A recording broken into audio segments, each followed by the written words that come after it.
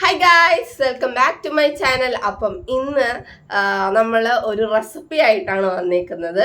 അപ്പം സിമ്പിളായിട്ട് ചപ്പാത്തിയുടെ കൂടെയും ഒക്കെ നമുക്ക് ഉണ്ടാക്കാൻ പറ്റാവുന്ന ബിഗിനേഴ്സ് കൊച്ചു പിള്ളേർക്ക് വരെ ഉണ്ടാക്കാൻ പറ്റുന്നതേ ഉള്ളൂ. ഇത് ഞാൻ പറഞ്ഞത് കൊച്ചു പിള്ളേരൊന്നും പോയി ട്രൈ ചെയ്യില്ലേ, ഒരു ടീനേജേഴ്സിനൊക്കെ ഉണ്ടാക്കാൻ പറ്റുന്നതേ ഉള്ളൂ. വിത്ത് ഗൈഡൻസ് വിത്ത് യുവർ പാരൻസ്, അങ്ങനെ ഞാൻ പറയത്തുള്ളൂ. ഇനി സ്റ്റൗ സ്വന്തമായിട്ട് കത്തിച്ചിട്ട് എന്തെങ്കിലും പറ്റിയാൽ ഞാൻ ഉത്തരവാദിയല്ല. അതുകൊണ്ട് പാരൻ്റെ കൂടെ ഉള്ളപ്പോൾ മാത്രം ഇതൊക്കെ ട്രൈ ചെയ്യാം. പക്ഷെ നമുക്ക് ഒരു 14-15 ഒക്കെ ആകുമ്പോഴത്തേക്ക് നമുക്ക് സ്വന്തമായിട്ടെല്ലാം ചെയ്യാൻ തോന്നുമല്ലോ. ആ സമയം നിങ്ങൾക്ക് നിങ്ങളുടെ പാരൻസിനും അല്ലെങ്കിൽ ബ്രദറോ സിസ്റ്ററോ ആരെങ്കിലും വീട്ടിലുണ്ടെങ്കിൽ ഇമ്പ്രസ് ചെയ്യാൻ നല്ലൊരു അവസരമാണിത്. അപ്പം അതേപോലത്തെ സിമ്പിളായിട്ടുള്ള റെസിപ്പിയാണിത്.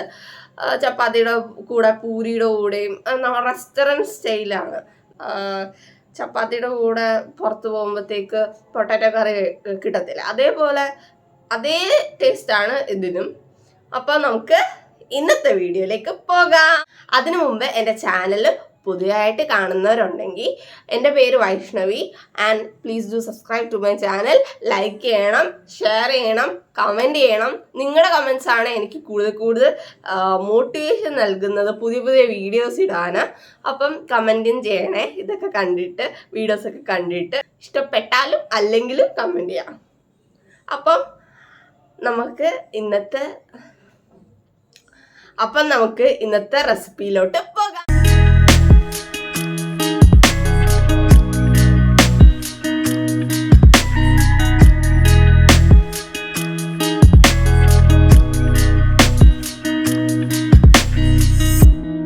അപ്പോൾ ഗൈസ്, ഇതൊക്കെയാണ് ഇന്നത്തെ ഇൻഗ്രീഡിയൻസ്. കുറച്ച് ഇൻഗ്രീഡിയൻസ് മാത്രമേ ഉള്ളൂ. ആദ്യം തന്നെ വല്യുള്ളി 1.5 എണ്ണം നമ്മൾ എടുത്ത് കുഞ്ഞായിട്ട് കട്ട് ചെയ്ത് വെച്ചിട്ടുണ്ട്.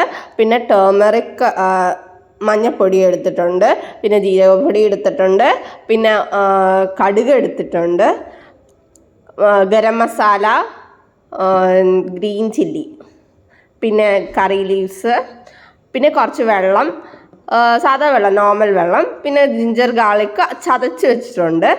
പിന്നെ നമ്മൾ കുക്കറിലിട്ട് പൊട്ടാറ്റോ വേവിച്ച് വെച്ചിട്ടുണ്ട്. ഒരു 5 വിസിൽ കേട്ടാൽ മതി. വെള്ളം നല്ലപോലെ ഇട്ടിട്ട് വേവിച്ച് വെച്ചിട്ടുണ്ട്, തൊലിയൊക്കെ കളഞ്ഞിട്ട്. എന്നിട്ട് നമ്മളൊരു ചീനിച്ചട്ടിയിൽ വെളിച്ചെണ്ണ ഒഴിച്ചു കൊടുക്കുക. വെളിച്ചെണ്ണ നല്ല തിളച്ച് വരുമ്പോഴത്തേക്ക് കടുക് 1 ടീസ്പൂണ് ഇട്ട് കൊടുക്കാം. 1 ടീസ്പൂൺ മാത്രം ഇട്ട് കൊടുത്താൽ മതി. ഇത് പൊട്ടി വരുമ്പോഴത്തേക്ക് നമ്മൾ ചതച്ച് വെച്ചിരുന്ന ജിഞ്ചർ ഗാർലിക് പേസ്റ്റ് ഇല്ലേ, അത് എടുത്ത് ഇട്ട് കൊടുക്കുക.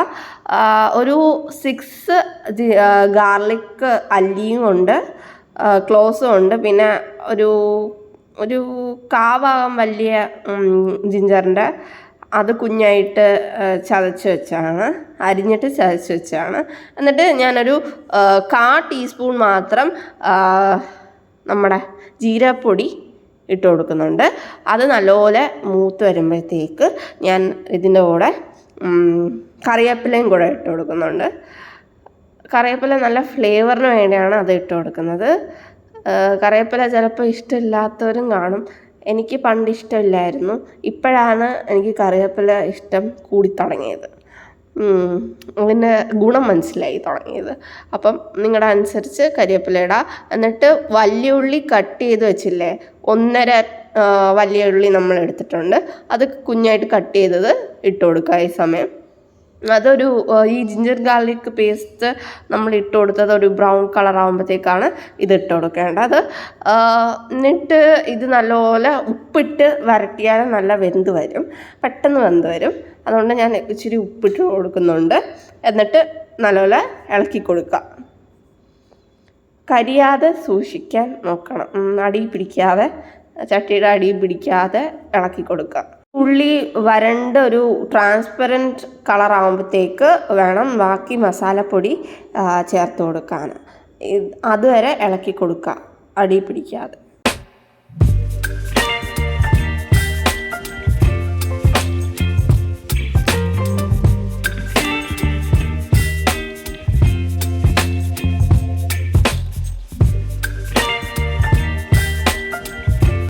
അത് കഴിഞ്ഞിട്ട് നമ്മൾ എടുത്തു വെച്ചിരുന്ന പച്ചമുളക് രണ്ടായിട്ട് കീറിയിട്ട് ഇട്ട് കൊടുക്കുക.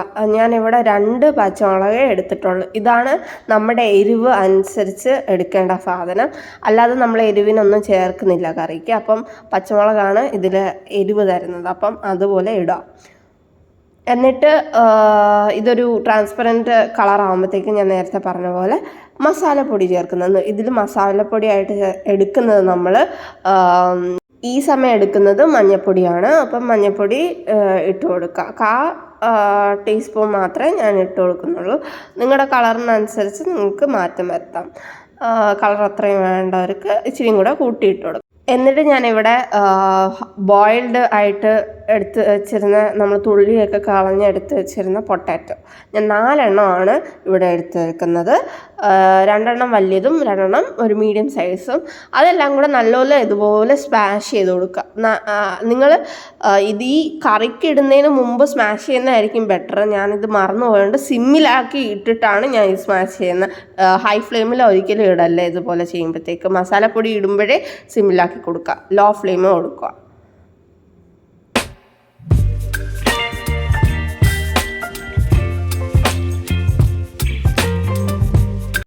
ഇതുപോലെ ഇരിക്കണം. എന്നിട്ട് നമ്മൾ എടുത്തു വെച്ചിരുന്ന വെള്ളം കുറച്ച് ഒഴിച്ചു കൊടുക്കുക.